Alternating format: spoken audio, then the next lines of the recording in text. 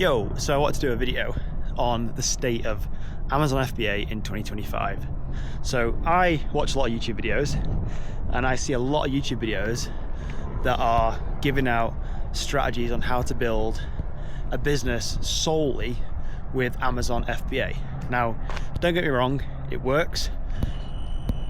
Driveway's making a funny noise. It works. Don't get me wrong, it works. But I think in 2025 and beyond, you should be thinking about Amazon a little bit differently. And I want to tell you why in this video.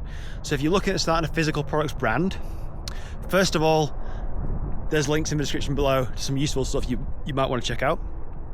Second of all, if you are starting a physical products brand, I would think about having Amazon as a tool in your business and not just the business, right? So I started selling on Amazon FBA solely in 2017 and only sold on Amazon. It's a great platform. You get access to Amazon's customers. You can leverage the trust of Amazon, all the Prime shipping, everything, all the benefits to the customer. It's great. But there's also some downsides to selling on Amazon, which I'm not a big fan of. First of all, you don't own the customer data. So you can't collect email addresses and grow an email list.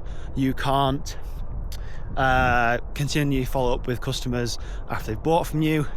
And essentially you don't own the data. Amazon still owns it. So you're kind of at Amazon's mercy. So if they want to shut you down for any reason, they can do that. Which is why I like to have Amazon as part of a tool in my business. So when I started a brand recently with a friend, we started Apex Series, and we decided to do kind of like a multi-channel business. So we had Amazon as part of the business, but it wasn't solely the business. So we had a Shopify store, which enabled us to have our own website, build our own brand. It enabled us to get influencers involved to help us sell the product. And we also had Amazon as a fulfillment channel, because when we actually wanted to go global with this business from the start. So we currently sell in the UK, Europe, North America, and now we're moving into Australia as well. And Amazon does make that really easy, because you can use their global logistics service. It's really easy to scale from one market into multiple markets with really low effort from yourself. So I love that side of it, and it makes scaling a business and making something global a lot simpler than doing it without Amazon. But there's obviously, like I said, there's some drawbacks to it, which is why I like having it as part of the strategy. And a good thing about having Amazon as part of your strategy and having products in Amazon's warehouses, you can still fulfill your products sold on Shopify from Amazon. So that means customers still get super fast shipping, but you can build your brand on a Shopify store.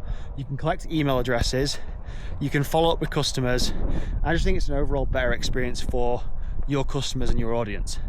But I think a lot of people are getting swayed into only focusing on Amazon FBA, which is a really bad strategy. So if you are thinking of starting a physical products brand this year, don't just think about FBA. Think about FBA as part of your bigger picture of this brand and business. Because also, if you're building a brand to sell, like an asset to sell in the future, I think it's more valuable if you have a Shopify store and a brand around that and social media to go with it, rather than just an Amazon FBA brand.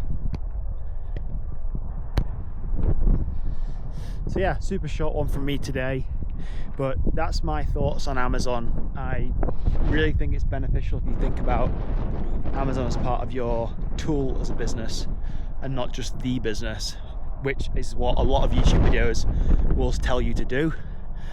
It's fine if you want to do that, but I think you're missing the bigger picture of things if you decide not to build a Shopify store or build your own website, grow a social media following, and grow your audience via an email list that you can keep in communication with and build a really long-lasting brand. But any questions, drop them below, let me know. And there's also a useful link where you can hop on a call with me and my business partner Peter if you need any help with starting and scaling your physical products brand this year.